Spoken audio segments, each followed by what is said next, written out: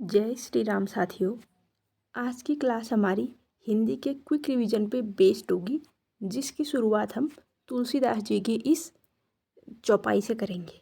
चलिए शुरू करते हैं। रामा मोरी राखियो अब की डोरी हाथ, और न दूजो आसरो आप बिना रघुनाथ।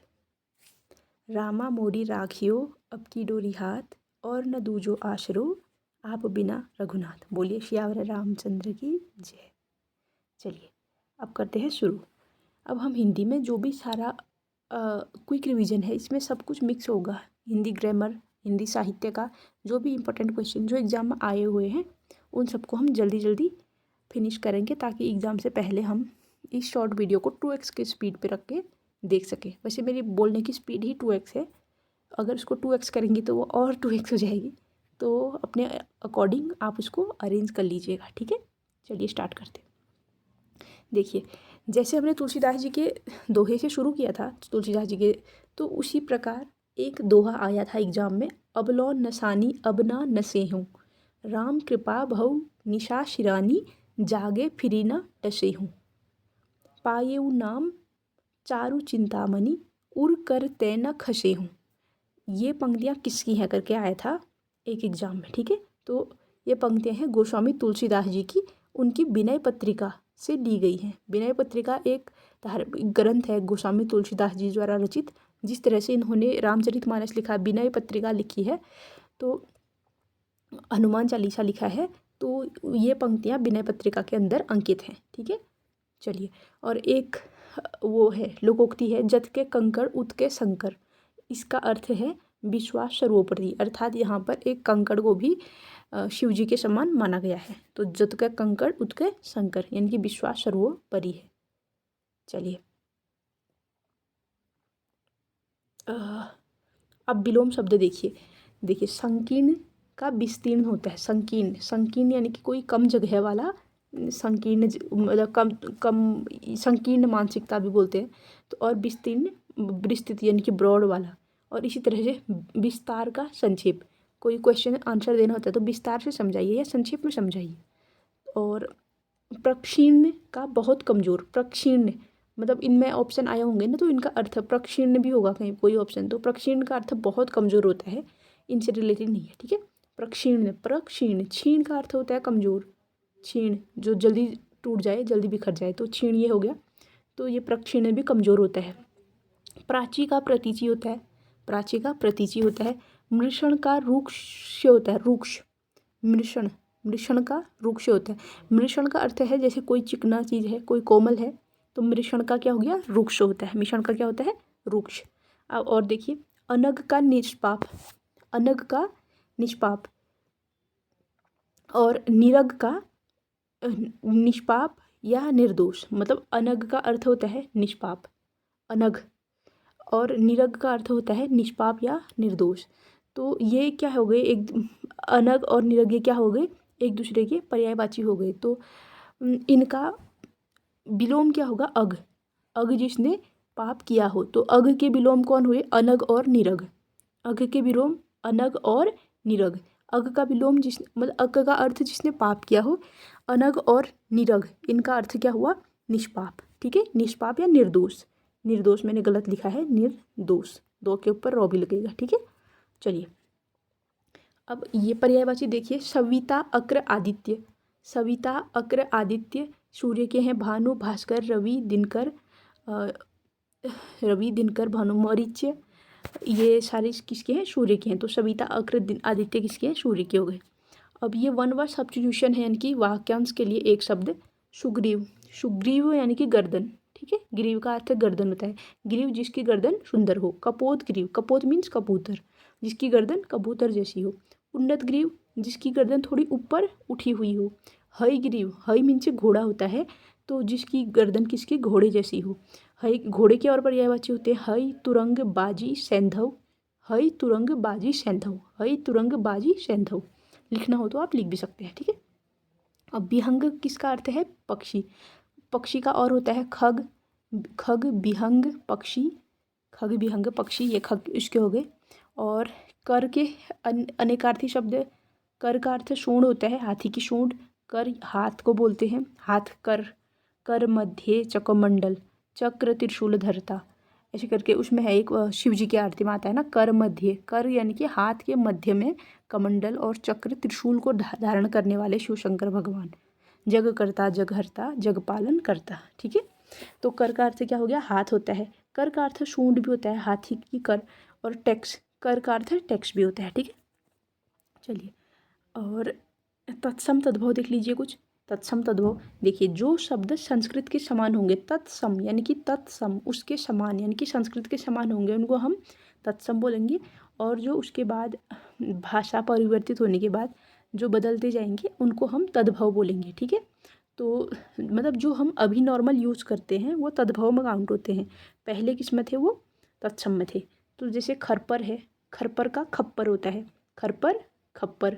गोष्ठ गोठ, गोठ किसके लिए प्रयुक्त होता है, जहाँ पे बाड़ा यानी कि जहाँ पे पशुधन को बांधा जाता है। ठीक है, और गृद्ध का गिद्ध, गृद्ध का गिद्ध, गृद्ध का गिद्ध। और ज्ञातिगृह यानी कि नहर, नहर, ज्ञातिगृह यानी कि नहर, नहर इट मीन्स माइका। ठीक है, ज्ञातिगृह यानी कि नहर। अर्घट्ट का रहट, अर्घट्ट का रहट। खरपर का खप्पर, गोष्ठ का गोठ, गृद्ध का गिद्ध, ज्ञातिगृह नहर, अर्घट्ट रहट। और देखिए, श्रेष्ठी का शेठ, श्रेष्ठी का शेठ जी बोलते हैं ना, पहले श्रेष्ठी होता था, श्रेष्ठी का शेठ। टंकशाला टकसाल, टंकशाला टकसाल। कंठफल कटहल, कंठफल कटहल। इक्षु ईख, इक्षु ईख। इसमें एक चीज़ नोटिसेबल है, छोटा ई है फिर छू है। ठीक है, छू, इक्षु का क्या हो गया, ई ख। देखिए, छ से तो ख बनता है, छ का ख बन, एक सेकेंड वेट वेट वेट, छ का ख बन जाता है, छ का तत्सम ख बन जाता है, छ का तत्सम क्या बनता है, ख, छ का तत्सम ख। तो ईख का, इक्षु का ख बन गया।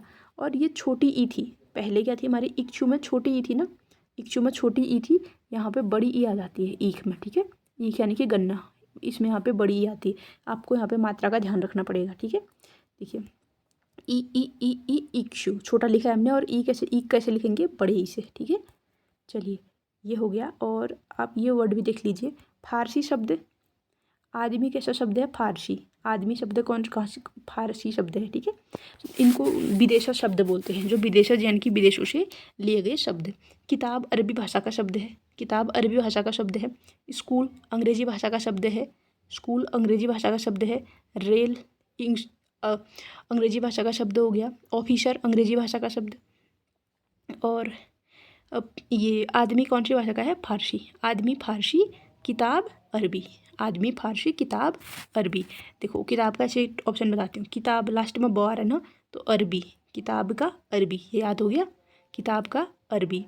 फारोसी, फारोसी, आदमी, ई की मात्रा ऐसे करके, मतलब थोड़ा थोड़ा ध्यान लगाओ। आदमी फारसी, आदमी फारसी, आदमी फारसी, आदमी फारसी।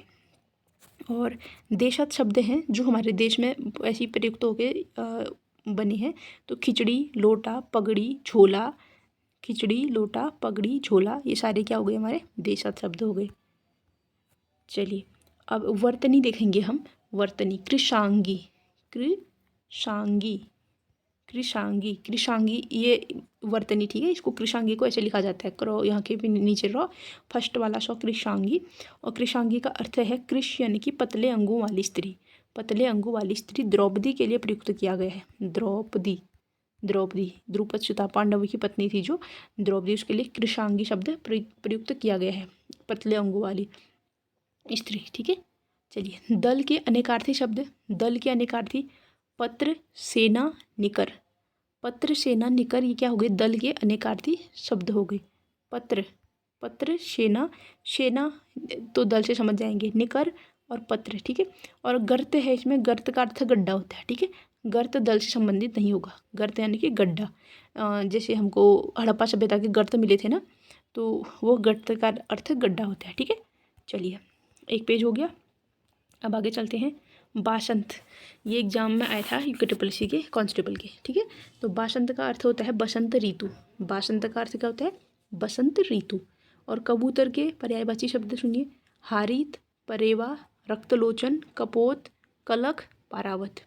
हारीत परेवा रक्तलोचन कपोत कलख पारावत। हारीत परेवा रक्तलोचन कपोत कलख पारावत। कलख और पारावत, पारावत, कलख पारावत कपोत रक्तलोचन परेवा हारीत। हारीत परेवा रक्तलोचन कपोत कलख पारावत। ठीक है। और इतर, इतर, इतर, इतर को जब हम ऐड करते हैं ओ प्लस ई, ओ प्लस ई जुड़ के जब ए बनता है तो इसको क्या बोलते हैं? गुण संधि बोलते हैं। तो इतर प्लस इतर, इतर इतर होगा, यहाँ पे आध गुण, यहाँ पे गुण संधि होगी। ठीक है। ओ प्लस ई को जोड़ के ए बनेगा तो क्या होगी? गुण संधि। अगला है लोकोक्ति मुहावरा, अंधा बगुला कीचड़ खाए। इसका अर्थ है अभागा सूक्ष्म वंचित रह जाता है। अभागा सूक्ष्म वंचित रह जाता है। अगला देखिए विज्ञप्ति, विज्ञप्ति या नोटिफिकेशन। ठीक है, जिसका हम वेट करते रहते हैं। विज्ञप्ति या नोटिफिकेशन। विज्ञप्ति का अर्थ है राजपत्र में प्रकाशित होने वाली सूचना जो वैधानिक दृष्टि से सर्वमान्य एवं सर्वस्वीकृत समझी जाती है। राजपत्र में प्रकाशित होने वाली सूचना जो वैधानिक दृष्टि से सर्वमान्य एवं सर्वस्वीकृत समझी जाती है उसको विज्ञप्ति कहते हैं। जो विज्ञप्ति है इसका प्रकाशन राजपत्र या राजकीय गजट में किया जाता है। विज्ञप्ति का प्रकाशन किस में किया जाता है? राजपत्र या राजकीय गजट में। जो राजपत्र या राजकीय गजट क्या है? भारत सरकार का एक कानूनी दस्तावेज होता है। भारत सरकार का कानूनी दस्तावेज होता है क्या? राजपत्र या राजकीय गजट। और इस विज्ञप्ति में कोई आदेश दिया होगा, कोई नियम या कोई नियुक्तियाँ प्रकाशित की जाती है। ठीक है। विज्ञप्ति में क्या किया जाता है? आदेश, नियम या नियुक्ति। कोई आदेश दिया जाता है या कोई नियम आया या कोई नियुक्ति है। ठीक है। तो विज्ञप्ति क्या होता है? राजपत्र में प्रकाशित होने वाली सूचना जो वैधानिक दृष्टि से सर्वमान्य एवं सर्वस्वीकृत समझी जाती है, वो क्या होती है? विज्ञप्ति। राजपत्र में प्रकाशित होने वाली सूचना को क्या कहते हैं? विज्ञप्ति कहते हैं। राजपत्र क्या है? भारत सरकार का कानूनी दस्तावेज है। ओके, चलिए। यूनाइटेड न्यूज़ ऑफ इंडिया समूह ने 1982 में हिंदी समाचार हेतु कौन सा समाचार एजेंसी निकाला?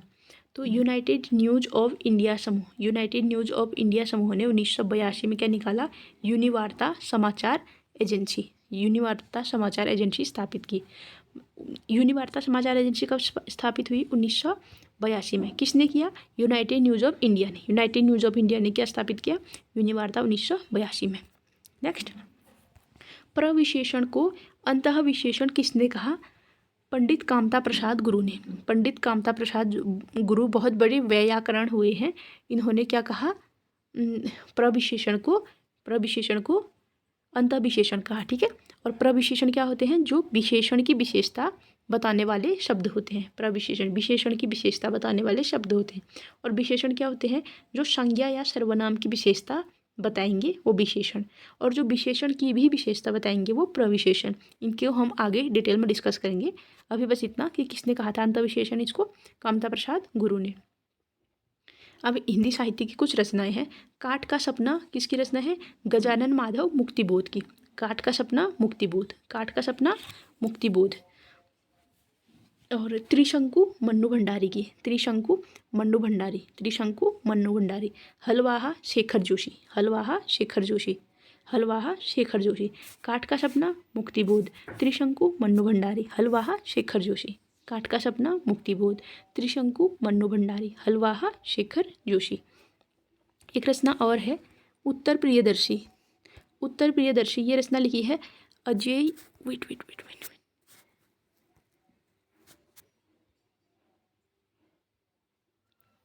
हाँ, तो हम कौन सी रचना में थे? उत्तर प्रियदर्शी। उत्तर प्रियदर्शी रचना किसने लिखी है? अजय सच्चिदानंद हीरानंद वात्स्यायन अज्ञेय ने। अजय सच्चिदानंद हीरायन वात्स्यायन अज्ञेय ने लिखी है उत्तर प्रियदर्शी। उत्तर प्रियदर्शी किसने लिखी है? अजय सच्चिदानंद हीरानंद वात्स्यायन अज्ञेय ने लिखी है। चिट्ठी पत्री बोरीवली कबूतर खाना, ये शैलेश मटिया ने लिखी है। चिट्ठी पत्री बोरीवली कबूतर खाना ये किसने लिखी है? शैलेश मटियानी ने। कबूतर खाना शैलेश मटियानी। चिट्ठी पत्री और बोरीवली से बोरी बंदर तक ये शैलेश मटियानी। ठीक है। त्रिशंकु मन्नू भंडारी, कबूतर खाना शैलेश मटियानी, काठ का सपना मुक्तिबोध, हलवाहा शेखर जोशी। अगला है, खड़ी बोली को कौरवी किसने कहा? राहुल सांकृत्यायन ने। खड़ी बोली को कौरवी किसने कहा? राहुल सांकृत्यायन ने। खड़ी बोली को कौरवी किसने कहा? राहुल सांकृत्यायन ने। और राहुल सांकृत्यायन पुरस्कार कब से देना शुरू हुआ? 1993 से। 1893 में इनका जन्म हुआ था। इनके जन्म के शताब्दी वर्ष के में राहुल सांकृत्यायन पुरस्कार दिया जाता है। चलिए, शी वदनशम हिमकर नाही, यहाँ पर कौन सा अलंकार है? प्रतीप अलंकार है। प्रतीप अलंकार अर्थात ये उपमा अलंकार का उल्टा होता है। उपमा अलंकार क्या होता है? अगर किसी की किसी से तुलना की जाए, किसी की तुलना की जाए तो जैसे देखिए ये है उपमा, असंख्य कीर्ति रश्मियाँ विकीर्ण दिव्य दाह सी, ऐसे करके, या राधिका राधिका गोरी सी, राधिका गोरी सी, यानी कि गोरे से तुलना की जा रही है। या ऐसे बोलेंगे मतलब जिसमें सा सी से ऐसे करके आएंगे, सरिस सरिस, इस तरह से शब्द आएंगे जो उपमा होगी, यानी कि तुलना का भाव प्रतीत होगा। तो इसमें क्या लिखा है? शी वदन शम हिमकर, हिमकर यानी कि चंद्रमा, चंद्रमा। शी वदन शम हिमकर नाही, ये बोल रखा है चंद्रमा के लिए, यानी कि जो माता राम भगवान जब माता सीता के बारे में सोचते हैं तो वो बोलते हैं कि सीता के समान चंद्रमा भी नहीं है, क्योंकि चंद्रमा समुद्र का भाई है, यानी कि विष का, समुद्र से विष का, समुद्र में से ही चंद्रमा का भी उत्पन्न हुआ था और विष का भी, तो ये विष का भाई है और घटता बढ़ता रहता है। तो सीता माता से, मतलब सीता माता के सामने चंद्रमा को उन्होंने निकृष्ट बताया है रामचरितमानस में। ठीक है, जब वो वाटिका में सीता माता से मिले होते हैं तो उसके बाद वो उनके बारे में विचार कर रहे होते हैं, तो ये उस समय की बात है। तो इसमें क्या है? प्रतीप अलंकार है। ठीक है, जैसे चाँद से तुलना की जाती है नॉर्मली कि मतलब चाँद के समान सुंदर, तो वो बोलते हैं कि चाँद, मतलब चाँद में दोष निकालते हैं राम भगवान, जबकि सीता माता बोलते हैं कि सीता माता की चाँद से तुलना की ही नहीं जा सकती। तो यहाँ पर उपमा का ठीक उल्टा अलंकार प्रतीप अलंकार प्रयुक्त हुआ है। ठीक है, उपमा का ठीक उल्टा प्रतीप अलंकार प्रयुक्त हुआ है। और ये नया हमने बोल दिया असंख्य कीर्ति रश्मियाँ विकीर्ण दिव्य दाह सी, उपमा अलंकार है इसमें। ठीक है, चलिए, निरोग, निरोग, निरोग, इसका जो संधि विच्छेद है कैसे होता है? नी प्लस रोग, नी जमा रोग, तो नी जमा रोग। तो ये देखिए छोटी मात्रा है, नी रोग में जब ये जुड़ जाता है संधि तो उसके बाद बड़ा हो जाता है नी रोग। ठीक है, चलिए, बादल राग कविता किसने लिखी है? निराला ने। बादल राग कविता किसने लिखी है? निराला ने। बादल आए बन ठन के, ऐसे करके। और एक तो ये उत्तराखंड स्पेसिफिक क्वेश्चन है, उर्गम घाटी का प्रवेश द्वार किसको कहते हैं? सलना गांव को। ठीक है, उर्गम घाटी का प्रवेश द्वार किसको कहा जाता है? सलना गांव को। बारामंडल परगने में कौन सी भाषा बोली जाती है? खस परजिया। बारामंडल परगने में कौन सी भाषा बोली जाती है? खस परजिया। बारामंडल परगने में खस परजिया भाषा बोली जाती है। अब विलोम देख लीजिए, आचार का अनाचार, आचार का अनाचार, अनभिज्ञ का अभिज्ञ, अनभिज्ञ का अभिज्ञ, अनभिज्ञ, अनभिज्ञ का अर्थ है जो नहीं जानता, अभिज्ञ जो जानता है, अनभिज्ञ का जो नहीं जानता, अभिज्ञ जो जानता है। ठीक है, चलिए, वर्च्य व्यंजन, वर्च्य व्यंजन ये कौन कौन से हैं? नौ, सौ, रो, लो, जो। ठीक है, जो वर्च्य व्यंजन है इनमें कौन कौन से आते हैं? नौ, सौ, रो, लो, जो। इसको मैंने एक ट्रिक बनाई है, सरल जन। सरल जन क्या है? वर्च्य व्यंजन व्यंजन है, इनकी सौ, रो, लो, जो, नो, ये सारे क्या है? वर्च्य व्यंजन है, वर्च्य व्यंजन। सरल जन, सरल जन क्या है? वर्च्य व्यंजन, सरल जन वर्च्य व्यंजन, सरल जन वर्च्य व्यंजन, वर्च्य व्यंजन सरल जन। अगला देखिए, कंप्यूटर का क्वेश्चन है, भारत का पहला द्विभाषी कंप्यूटर, भारत का पहला द्विभाषी कंप्यूटर जो अंग्रेजी तथा हिंदी दोनों भाषाओं में काम कर सकता है उसका नाम है सिद्धार्थ। उसका नाम क्या है? सिद्धार्थ। अंग्रेजी और हिंदी, देखिए अंग्रेजी कौन सी लिपि में लिखी जाती है? रोमन में। हिंदी कौन सी लिपि में लिखी जाती है? देवनागरी। तो ये रोमन और देवनागरी दोनों लिपियों में काम कर सकता है सिद्धार्थ कंप्यूटर। कहाँ स्थापित हुआ था? 1986 में बेंगलुरु के डाकघर में स्थापित हुआ। 1986 में बेंगलुरु के डाकघर में स्थापित हुआ था सिद्धार्थ कंप्यूटर। संबोधन के लिए महोदय के स्थान पर आदरणीय, माननीय, प्रिय, श्री का उपयोग किसमें करते हैं? अर्धशासकीय पत्रों में। ठीक है, अर्धशासकीय पत्रों में संबोधन के लिए महोदय के स्थान पर आदरणीय, माननीय, प्रिय, श्री का प्रयोग करते हैं अर्धशासकीय शब्दों में। जैसे हम अगर औपचारिक पत्र लिखते हैं, औपचारिक पत्र जैसे प्रधानाचार्य को लिखते हैं, तो उसमें हम महोदय, सविनय निवेदन इस प्रकार है कि इस तरह से लिखते हैं ना। तो इसमें यहाँ पर अर्धशासकीय पत्रों में आदरणीय, माननीय या प्रियश्री ऐसे करके प्रयोग कर सकते हैं जो अर्धशासकीय पत्र होते हैं। चलिए, अरबी में एक शब्द था, कौन सा था? अभी हमने पहले पढ़ा था किताब, किताब ब और लास्ट में ब आ रहा था। और अरबी के और शब्द हैं हजार, हफ्ता, सरकार, कुश्ती, मुकदमा। हजार, हफ्ता, सरकार, कुश्ती, मुकदमा। हजार, हफ्ता, सरकार, कुश्ती, मुकदमा। हजार, हफ्ता, सरकार, कुश्ती, मुकदमा। हजार, हफ्ता, सरकार, कुश्ती, मुकदमा। अरबी शब्द हैं हजार, हफ्ता, किताब, कुश्ती, मुकदमा। हजार, हफ्ता, सरकार, कुश्ती, मुकदमा। हजार, हफ्ता, सरकार, कुश्ती, मुकदमा। हजार, हफ्ता, सरकार, कुश्ती, मुकदमा क्या है? अरबी शब्द है। प्याज शब्द है फारसी। और आदमी, आदमी भी क्या था? फारसी शब्द था। प्याज और आदमी फारसी शब्द है। प्याज, आदमी फारसी शब्द है। हजार, पत्ता, सरकार, कुश्ती, मुकदमा ये क्या है? अरबी शब्द है। चलिए, मारछा, मारछा बोटियाँ चमोली में, जाड़ भोटिया उत्तरकाशी में, सलाणी बोली टिहरी में, और राठी पौड़ी में। राठी जनजाति पौड़ी में। तो अगर ये जनजाति पूछ रहा है या बोली पूछ रहा है तो वहाँ से अनुमान लगा सकते हैं। तो मारछा चमोली में, तोलछा मारछा चमोली में, तोलछा और मारछा चमोली में, जाड़ उत्तरकाशी, सलाणी टिहरी, राठी पौड़ी। सलाणी, टिहरी, राठी, पौड़ी। जौनसारी लिपि की देवनागरी क्या है?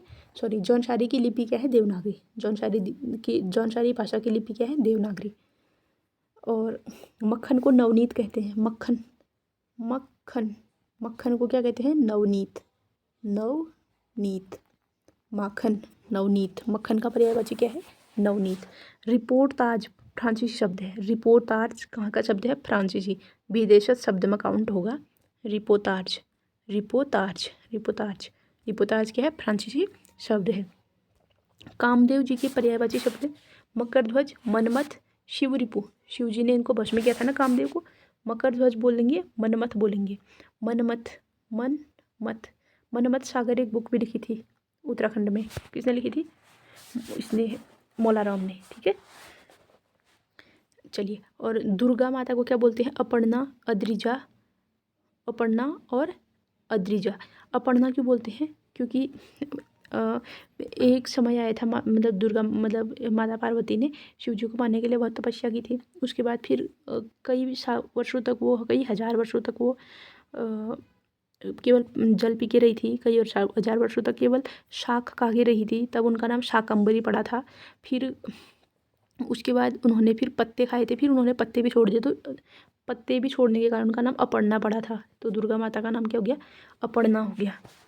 और गंगा मैया का नाम जानवी। गंगा मैया का पर्यायवाची जानवी। गंगा जानवी। और राजराज कुबेर कुमार कार्तिकी। राजराज कुबेर कुमार कार्तिकी। अब हर्षित को कैसे संधि विच्छेद करेंगे हम? हर्ष प्लस इत। तो हर्षित में क्या प्रत्यय है? इत। सतीत्व में क्या प्रत्यय जुड़ा है? सती धन इत्व। क्या हो गया? सतीत्व। यानी कि जो शब्द पीछे से जुड़ेंगे उनको प्रत्यय बोलेंगे, जो आगे से जुड़ेंगे उनको उपसर्ग बोलेंगे। ठीक है, शब्दों के पीछे से जो शब्द प्रयुक्त होंगे संधि में तो उनको प्रत्यय कहा जाएगा, और जो आगे से जुड़ेंगे उनको उपसर्ग कहा जाएगा। और संटा का अर्थ होता है अदला बदली। गीतावली किसने लिखा है? तुलसीदास जी ने लिखा है। कौन सी भाषा में? ब्रज भाषा में। अक्सर तुलसीदास जी के ग्रंथ अवधि में हैं, जैसे रामचरितमानस अवधि में है, लेकिन जो गीतावली है वो किस में है? ब्रज भाषा में है। गीतावली की ब्रज भाषा क्या है? ब्रज भाषा है। किसने लिखा? तुलसीदास जी ने। अगला देखिए, अनुज का अग्रज।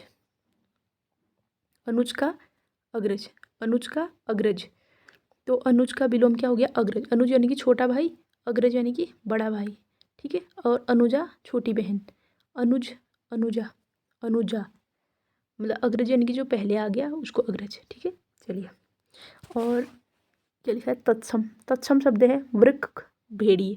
भेड़िए का तत्सम क्या है, वृक्क। पहले तत्सम में भेड़िए को क्या बोलते हैं, वृक्क।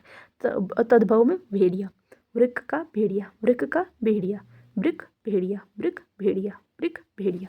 नेक्स्ट, गधे का पर्यायवाची शब्द है चक्रीवान, बेसर, रासब, खर। चक्रीवान, बेसब, रासर, खर। बेसर, बेसर, चक्रीवान, खर, चक्रीवान, खर, रासब, रासब। और एक और बोलते हैं बैशाख नंदन, बैशाख नंदन भी बोलते हैं गधे को, ठीक है। चक्रीवान, बेसर, रासब, खर, बैशाख नंदन, ये किसके हो गए, गधे के हो गए। अगला, कुमाऊनी गात शब्द का तद्भव, तद्भव क्या है, ठीक है। कुमाऊनी जो गात शब्द है इसका तद्भव क्या है, तत्सम क्या है, गात्र।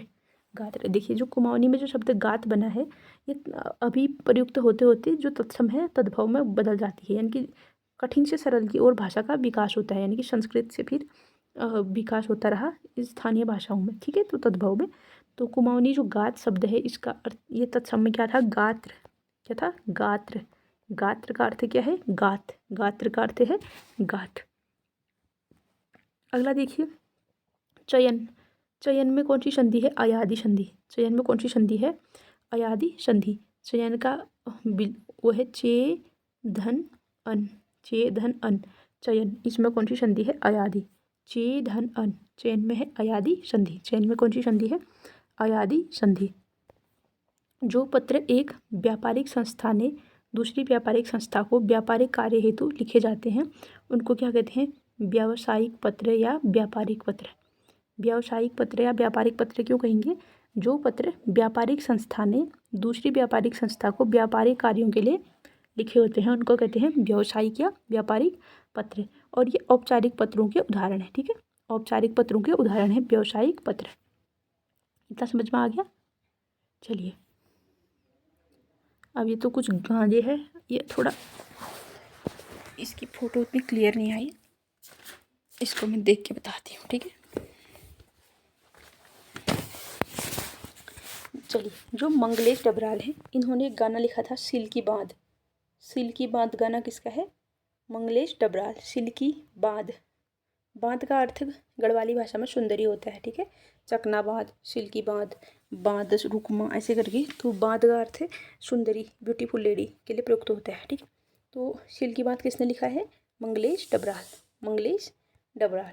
ओटुआ बलेण, ओटुआ बलेण, ओटुआ बलेण नरेंद्र सिंह नेगी, ओटुआ बलेण नरेंद्र सिंह नेगी, नेगीदा भी बोलते हैं इनको।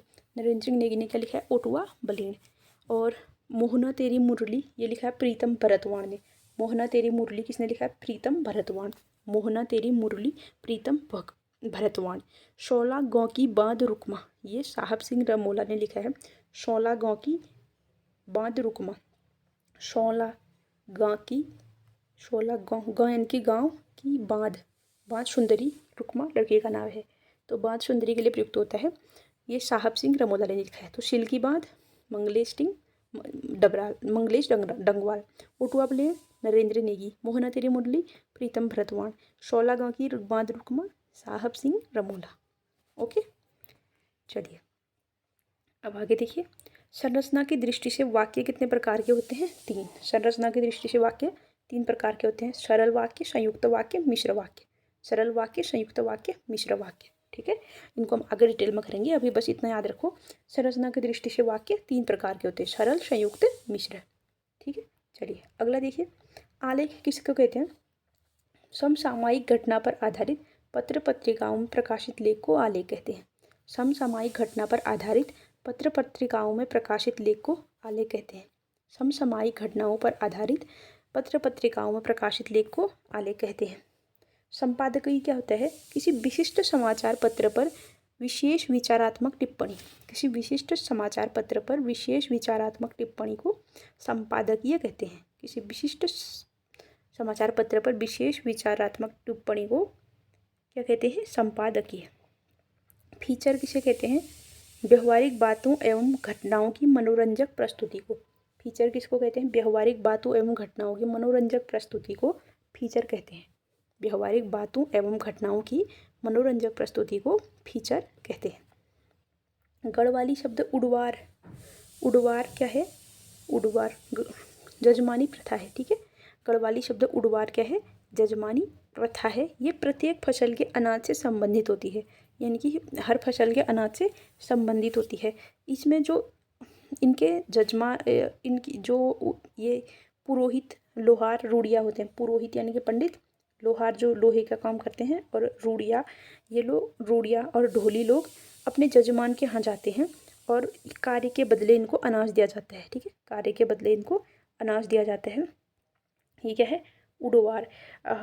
हमारी तरफ को इसको खऊ बोलते हैं। खऊ, खऊ जो ये उडवार है, यानी कि जो काम के बदले दिया जाने वाला अनाज है। क्योंकि लोहारों में तो मैंने देखा है कि उनको वो दिया जाता था, अनाज दिया जाता था, जो लोहे के हथियार हैं उनको पैने बनाने के लिए, उनको बनाने के बदले में, ठीक है। तो कुमाऊनी में क्या है? खऊ, ठीक है। चलिए, और नेक्स्ट है हे खग, हे खग मृग, हे मधुकर श्रेणी, तुम देखी सीता मृग नयनी। तुम देखी सीता मृग नयनी, इसमें है मानवीकरण अलंकार। मानवीकरण अलंकार कब प्रयुक्त होता है? जब निर्जीव को भी एकदम मानव का रूप दे दिया जाता है। जब माता सीता का हरण हो जाता है तो उसके बाद प्रभु श्री राम बहुत विचलित हो जाते हैं। तो उसके बाद वे खग यानी कि पक्षी, मृग, पेड़ पौधे, हर चीज़ से पूछने लगते हैं कि आपने माता सीता को देखा? सीता को यानी कि मृग नयनी, मृग नयनी, क्योंकि उन्होंने माता सीता को क्या बोल दिया है? मृग नयनी, मतलब हिरण्य से आँखों वाली, यानी कि उनको हिरण्य से आँखों वाली बोल दिया, यानी कि मृग को यहाँ पर मानव का स्वरूप दे दिया एक तरह से। तो इसलिए यहाँ पे मानवीकरण अलंकार होगा, ठीक है। तो समझ गए? चलिए, अगला है देवनागरी के अतिरिक्त हिंदी भाषा किसमें लिखी जाती है? कैथी महाजनी में। देवनागरी के अतिरिक्त हिंदी भाषा किसमें लिखी जाती है? कैथी महाजनी में। जो कैथी महाजनी है, ये मध्यकालीन भारत की बिहार झारखंड एरिया की लिपि थी, ठीक है। कैथी महाजनी लिपि कहाँ की है? बिहार झारखंड की है, और मध्यकालीन भारत में प्रयुक्त होती थी कैथी लिपि, ठीक है। कैथी लिपि, देखो, देवनागरी लिपि हिंदी भाषा किस में लिखी जाती है? देवनागरी लिपि में, और कैथी लिपि में, और महाजनी लिपि में। देवनागरी तो अभी प्रयुक्त होती है, लेकिन मध्यकाल में जो कैथी लिपि थी ये कहाँ पे प्रयुक्त होती थी? बिहार झारखंड वाले क्षेत्र में। और जो महाजनी लिपि थी ये उत्तर भारत में महाजनों और व्यापारियों द्वारा प्रयुक्त की जाती थी। महाजनों और व्यापारियों द्वारा प्रयुक्त की जाने वाली लिपि थी कौन सी? महाजनी लिपि, ठीक है। चलिए, अगला देखिए, दावत शब्द कैसा है? विदेशज। दावत शब्द कैसा है? विदेशज। किताब कौन सा था? अरबी था। किताब अरबी। और कौन से थे अरबी शब्द? हजार, हफ्ता, सरकार, कुश्ती, मुकदमा, सारे क्या थे? अरबी। और फारसी शब्द थे प्याज और आदमी। फारसी शब्द थे प्याज और आदमी। चलिए, तहसीलदार। तहसीलदार शब्द कैसा है? शंकर। तहसीलदार शब्द कैसा है? शंकर। शंकर यानी कि तहसील, धन, दार, इससे मिलके बना, यानी कि दो या दो से अधिक देश, मतलब देशों की भाषाओं से मतलब भाषाओं से मिलके बना होगा तो उसको शंकर बोलेंगे। तो दार होता है फारसी शब्द होता है, ठीक है। और तहसील हिंदी हो गया, हिंदी और फारसी से मिलके बना तहसीलदार, तो इनको बोलेंगे हम शंकर शब्द, ठीक है। चलिए, और ये है स्पर्श संघर्षी व्यंजन। चौ, छ, जौ, झ। स्पर्श संघर्षी व्यंजन बोलेंगे किनको? चौ, छ, ज, झ, इनको बोलेंगे स्पर्श संघर्षी व्यंजन। स्पर्श संघर्षी व्यंजन किनको बोलेंगे? चौ, छ, ज, झ। चौ, छ, ज, झ को क्या बोलेंगे? स्पर्श संघर्षी व्यंजन। पंकज का अर्थ है पंख प्लस ज। पंख प्लस ज। पंख का अर्थ हो गया कीचड़। ज का अर्थ जन्मा, यानी कि कीचड़ में जन्मा जो, उसको बोलेंगे पंकज। पंकज किसका पर्यायवाची? कीचड़ में कौन खिलता है? कमल। तो पंकज कमल का पर्यायवाची हो गया। जलज, कमल और नीरज, ये सारे किसके हो गए? कमल के। और ये क्या है? एक योग रूढ़ शब्द है, ठीक है। योग रूढ़ शब्द, जो दो शब्दों ये इनसे मिलके बनेगा तो उसको बोलेंगे योग रूढ़ शब्द बोलेंगे। और लोकोक्ति क्या लिखा है? लोकोक्ति संस्कृत भाषा का शब्द है, ठीक है, संस्कृत भाषा का शब्द है लोकोक्ति। लोकोक्ति लोकोक्ति लोकोक्ति कौन सी भाषा का शब्द है? संस्कृत भाषा का। लोकोक्ति कौन सी भाषा का शब्द है? संस्कृत भाषा का शब्द है लोकोक्ति, ठीक है। चलिए इतना हो गया। वेट, चलिए साथियों बाकी की क्लास नेक्स्ट क्लास में करते हैं, ठीक है। जय श्री राम।